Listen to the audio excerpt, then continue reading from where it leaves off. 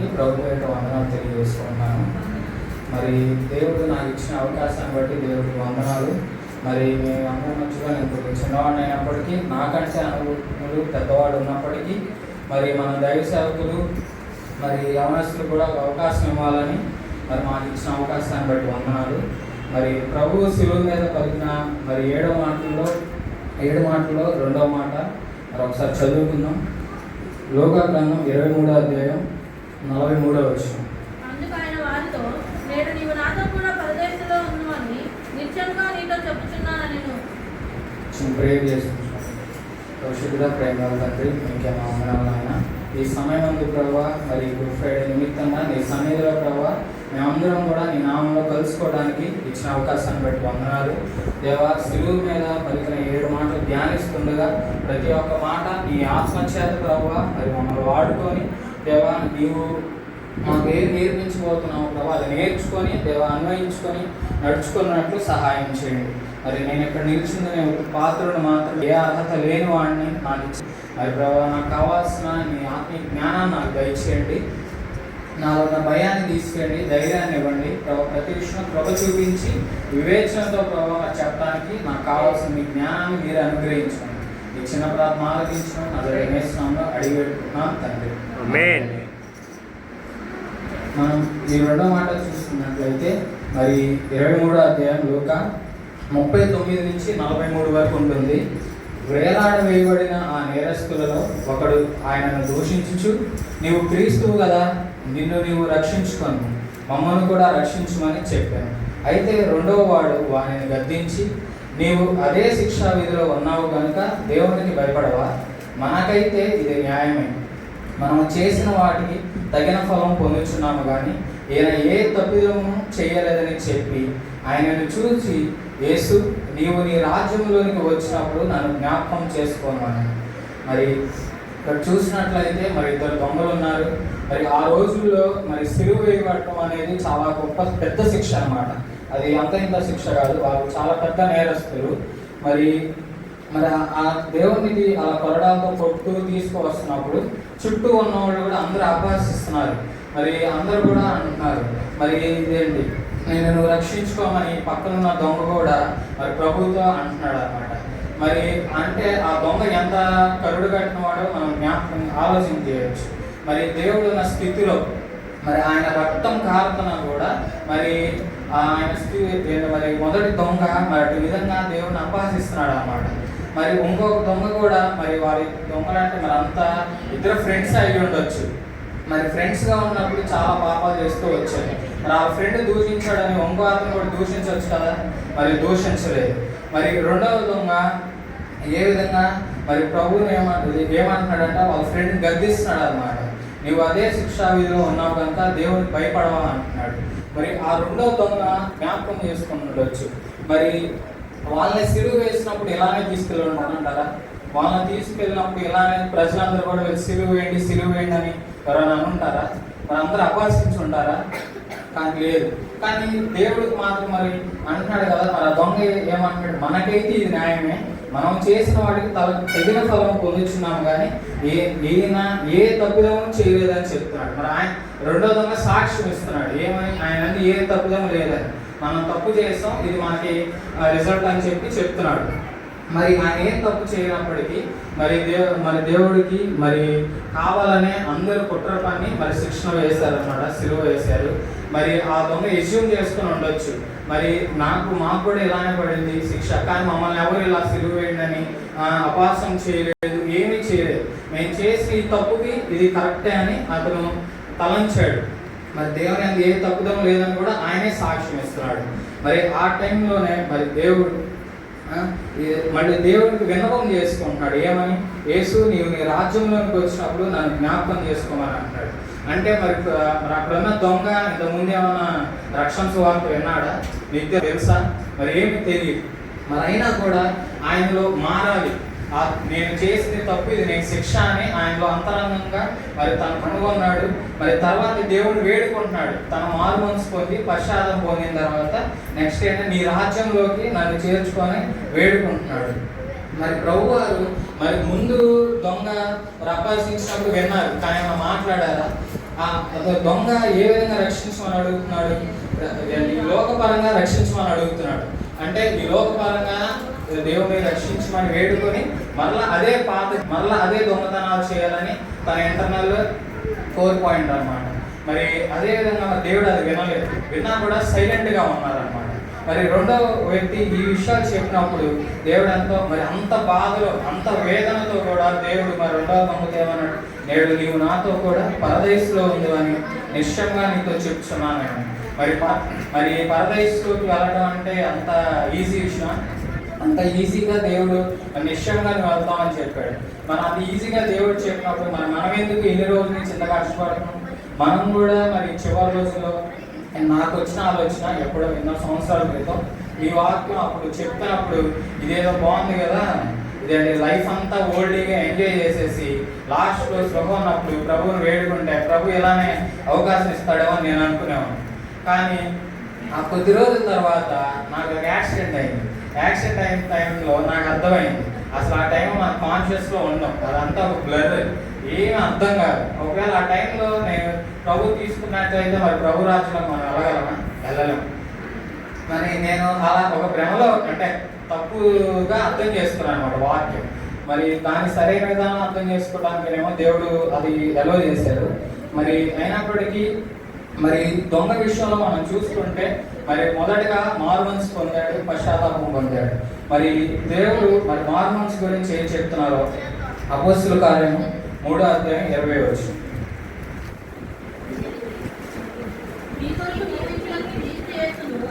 ఆయన పంపునప్పుడు మీరు పాపమును తుడిచివేయబడు నిమిత్తము మారుమనసు వంటి తిరుగుడి. మరి ఈ వాక్యంలో మనం చూసుకున్నట్లయితే మన దేవుడు ఎందుకు ఈ లోకానికి వచ్చాడు? మరి నా లైఫ్లో నేను జరిగింది చెప్తాను. నేను కూడా నాకు ఒక బ్యాడ్ హ్యాబిట్స్తో ఉన్నప్పుడు నేను మారాలని చాలా ప్రయత్నం చేస్తున్నాను. మారాలి, ఎలాగైనా ఉన్నవన్నీ కూడా విడిచిపెట్టాలని ట్రై చేస్తున్నా, కానీ నా వల్ల అవ్వట్లేదు అనమాట. మరి ఆ టైంలో దేవుడు మరి రోమీయులకు రాసిన పత్రిక 5వ అధ్యాయం 8వ వచనంలో ఎట్లనగా మనం ఇంకనూ పాపులమై ఉండగానే క్రీస్తు మన కొరకు చనిపోయిన కాబట్టి ఆయన రక్తం వలన ఇప్పుడు నీతిమంతులుగా తీర్చబడి మరింత నిశ్చయముగా ఆయన ద్వారా ఉగ్రత నుండి రక్షింపబడదు. మరి అంటే నేను పాపంలో ఉన్నాను, మరి నేను దేవుడు కావాలని కోరుకుంటున్నాను నా జీవితం. కానీ ఎలాగా? నాకున్న అలవాట్లు పోవాలి, లోకపరంగా నేను ఆశీర్వదించబడాలని దేవుడు కావాలని కోరుకుంటున్నాను. కానీ ఆ రోజు వాక్యం ద్వారా మరి దేవుడు నాతో మాట్లాడింది ఏంటంటే, ప్రభు ఎందుకు ఈ లోకానికి వచ్చాడంటే మరి మన పాపాన్ని ఆయన మోయుటకు, మనం చేసిన ఈ తప్పుదములకు ఆయన శిక్ష అనుభవించుటకు, మరి మనం పొందవలసిన దెబ్బలను ఆయన పొందుటకు ఈ లోకానికి వచ్చాడు. మరి అందుకే అపోస్తలులు ఎంతో చక్కగా చెప్తున్నారు, క్రీస్తు యేసును ఆయన పంపునట్లు మీరు పాపమును తుడిచివేయబడి నిమిత్తం. మన పాపాలను తుడిచివేయడానికి దేవుడు ఈ లోకానికి వచ్చాడు. అంతేగాని మనం ఏదో ఇక్కడ బాగా కష్టపడిపోతున్నాం, మనకి తినడానికి తిండి లేదు, ఇల్లు లేదని దేవుడు ఈ లోకానికి రాలేదండి. దేవుడు వచ్చింది మన పాపాల నిమిత్తం, మనం చేసిన ఈ పాపాలను తుడిచివేయటానికి. మరి మన పాపాలు మనకు ఎలా తెలుస్తాయి? మనం ఎప్పుడు కూడా మన జీవితంలో ఏంటంటే అందరం కూడా కంపేర్ చేసుకుంటూ ఉంటాం. మరి అందరూ లోకస్తులు మంచిగా ఉన్నారు, లోకంలో ఉన్న వాటిని పొందుకుంటూ హాయిగా జీవిస్తున్నారే, మరి మనం కూడా పాపం చేయట్లేదని, మనం పాపంలో లేవని అనుకుంటాం. కానీ ఎప్పుడైతే వాక్యపు వెలుగులో, దేవుని వెలుగులో మనం పరీక్షించుకుంటామో అప్పుడు మన పాపాలు బయటపడతాయి. మనం పుట్టుకతోనే పాపులం అండి. మరి మన పితరులైన ఆదాము అవ్వగారు చేసిన పాపాన్ని బట్టి మనందరికీ మరి ఆస్తులు ఏమి ఇవ్వకపోయినా పాపాన్ని ఇచ్చారు. కాబట్టి ఆ పాపం మరి పుట్టుకతోనే పాపులమై ఉన్నాం. కాబట్టి మరి పాపాన్ని ప్రేమించే వారికి ఉండకోకుండా మరి మన పాపాన్ని తుడిచివేయడానికి దేవుడు ఈ లోకానికి వచ్చాడు. కాబట్టి మనందరం కూడా మారుమనసు పొంది దేవుడి వైపు తిరగాలన్నమాట. మరి ఏ విధంగా రెండవ దొంగ మరి విత్తిన అవర్స్లోనే దేవుడు పొందిన దెబ్బలను చూశాడు, దేవుడు యొక్క బాధను చూశాడు, మరి దేవుడి గురించి సాక్ష్యం ఇచ్చాడు, మరి మారుమనసు పొంది పశ్చాత్తాపం పొందాడు. మరి ఇంకనూ మనలో మారుమనసు లేదేమో, ఆ కరుడు కట్టిన మొదటి దొంగ వలె ఉన్నామేమో. ఒకవేళ అలానే ఉంటే మనలో పశ్చాత్తాపం లేకపోతే ఏమవుతుంది? పాపంలో జీవిస్తే. యోహాను గ్రంథము 8వ అధ్యాయం 24వ వచనం. కాగా మీ పాపములలోనే ఉండి మీరు చనిపోవునని మీతో చెప్పి నేను ఆయనని మీరు విశ్వసించ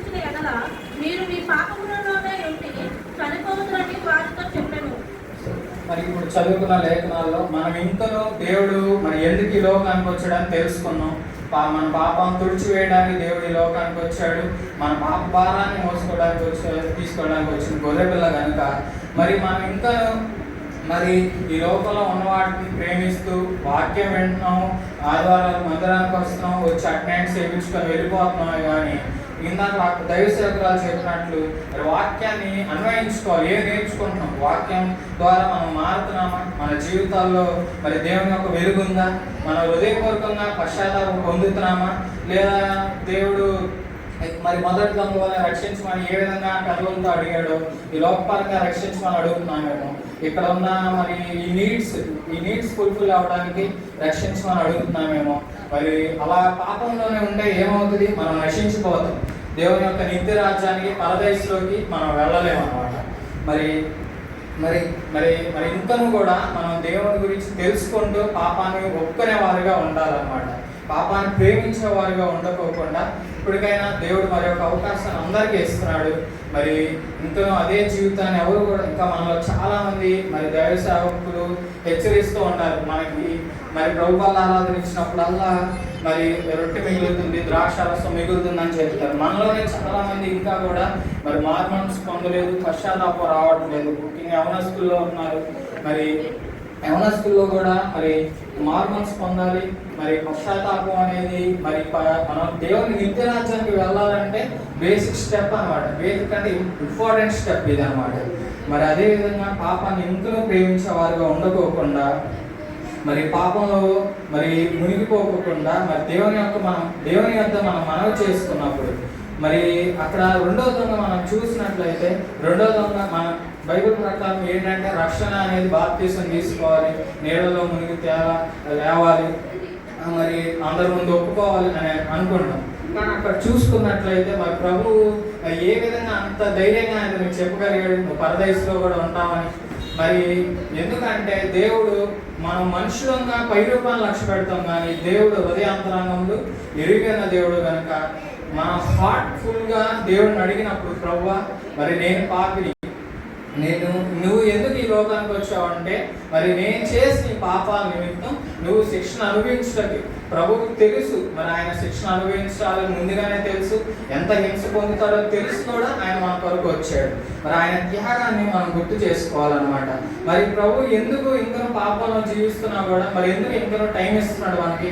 మరి 2 పేతురు 3:9 చూసినట్టయితే కొందరు ఆలస్యమని ఎంచుకున్నట్లు ప్రభు తన వాగ్దానమును గురించి ఆలస్యం చేయవాడు కాడు, కానీ ఎవడను నశింపవలనని నిశ్చయింపగా అందరూ మారుమనసు పొందవాలని కోరుచు మీ ఎడల దీర్ఘశాంతము గలవాడై ఉన్నాడు.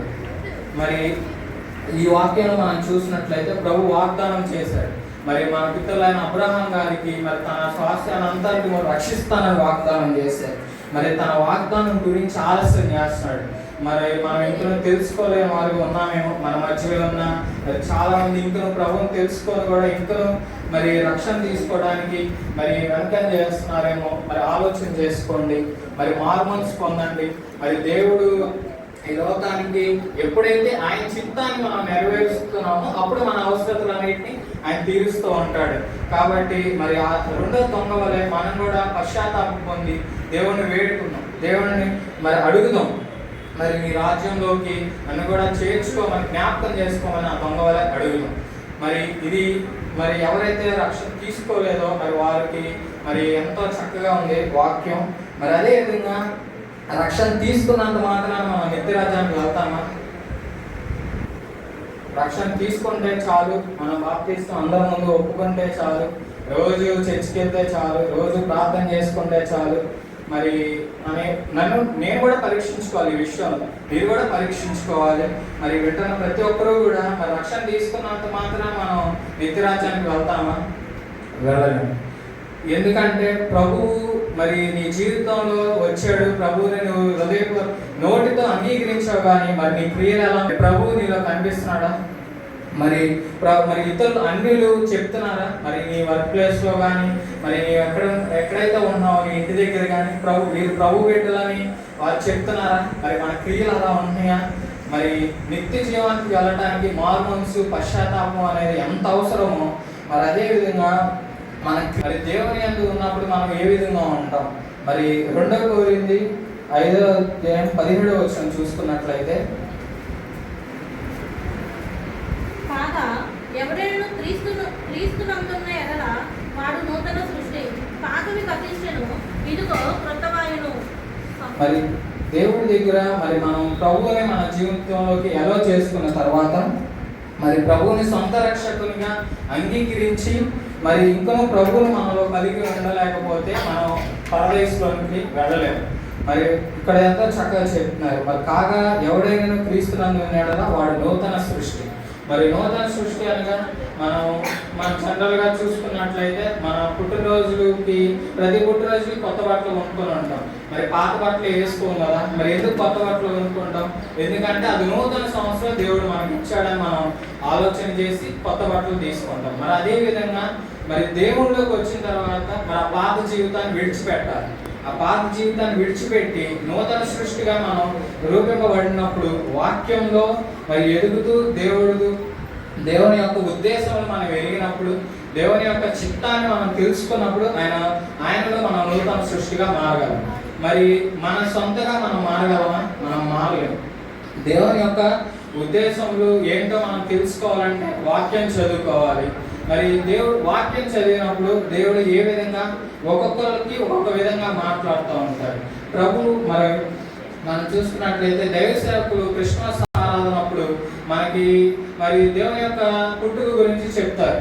దేవుని యొక్క పుట్టుక గురించి చెప్తున్నప్పుడు ఒక్కొక్కరికి ఒక్కొక్క విధంగా, మరి జ్ఞానులకి తార ద్వారా, మరి గొర్రెల కాపరులకి దేవదూత ద్వారా, మరి ఏ విధంగా ఒక్కొక్కరికి ఒక్కొక్క విధంగా చెప్తున్నారు, అర్థమయ్యే విధంగా మాట్లాడతారు. దేవుడు ఏమి మనం తెలుగులో మాట్లాడుతున్నాం, హిందీలో మాట్లాడు, దేవుడు ఖచ్చితంగా తెలుగులోనే మాట్లాడతాడు. మరి కాబట్టి మనం కూడా వాక్యం చదువుతున్నప్పుడు మాత్రమే ఆ వాక్యం ఒక్కొక్కరికి ఒక్కొక్క విధంగా నా జీవితంలో ఏ లోపం అయితే ఉందో, మరి మీ జీవితాల్లో ఏ లోపం అయితే ఉందో ఆ విధంగానే దేవుడు మాట్లాడుతూ వస్తాడు అన్నమాట. మరి దేవుని యందు ఉన్నప్పుడు మనం నూతన సృష్టిగా ఉండాలన్నమాట. మరి వాక్యము చదువుతూ కూడా ఇంకనూ పాత వాటినే ఉంచుకుంటూ దేవా ఈ లోకం నుంచి నాకున్న సమస్యలు పోవాలంటే దేవుడు చేయడు. మరి మన విశ్వాసం ఎలా ఉంది? మరి చూసుకున్నట్లయితే యాకోబు గ్రంథం 2:17 అలాగే విశ్వాసం క్రియలు లేనిదైతే అది ఒంటిగా ఉండి మృతమైనదగును. మన క్రియలు ఎలా ఉన్నాయి? మరి దేవుని పాదం మారుమనసు పొందాం, పశ్చాత్తాపం పొందాం, దేవుడే సొంత రక్షకుడిగా అంగీకరించాం, పరదేశంలోకి వెళ్తాం, నిశ్చయం వచ్చింది. కానీ ప్రభులోకి వచ్చిన తర్వాత అనేకమైన విషయాలు కంపేర్ చేసుకుంటూ కానీ మరి వెళ్తున్నాం కదా, ఆచారమైన భక్తిలోకి వెళ్ళిపోయామేమో, ఇంకా ఓకే రక్షణ తీసుకున్నాం, పరీక్షించుకోవాలి. మరి మన క్రియలు ఎలా ఉన్నాయి? మరి దేవుడు సొంత రక్షణ అంగీకరించి మరి విశ్వాసంలో క్రియలు లేకపోతే, క్రియలు కలిగిన విశ్వాసం మనలో లేకపోతే మరి అది మొత్తమే అంటున్నారు. మనం అనేకమైన కార్యాలు దేవుడు మన మధ్య చేస్తూ వచ్చాడు. మరి మన ఊహ కందనవి మరి లోకపరంగా ఇక్కడ మన ప్రతి ఒక్కరి జీవితాల్లో ఇప్పుడు నిలబెడితే అందరూ కూడా గంటలు చెప్పొచ్చు దేవుడు చేసిన సాక్ష్యాలు. అటువంటి అంత గొప్ప సాక్ష్యం మన జీవితంలో దేవుడు ఇచ్చాడు. కానీ మరి మొదటి స్థితి మనలో ఉందా? మళ్ళా వెనకబడిపోయామా? మరి వ్యర్థంగా అనేక వాటికి అనవసరమైన వాటికి హృదయంలో చోటిస్తూ మళ్ళా పడిపోయామేమో. మరి క్రియలు కలిగిన విశ్వాసం, మరి దేవుడే నిజమైన దేవుడు అని నమ్ముతున్నాము, విశ్వసిస్తున్నాము, కానీ క్రియలు మనలో లేకపోతే అది మృతమే కనుక మరి నా జీవితంలో కూడా నేను కూడా క్రియలు కలిగిన విశ్వాసం కొన్ని విషయాల్లో ఉండలేకపోతున్నాను. మరి నేను కూడా దాన్ని సరి చేసుకోవాలి. మరి ఆ విషయంలో దేవుడు నన్ను కూడా హెచ్చరిస్తున్నాడు అన్నమాట.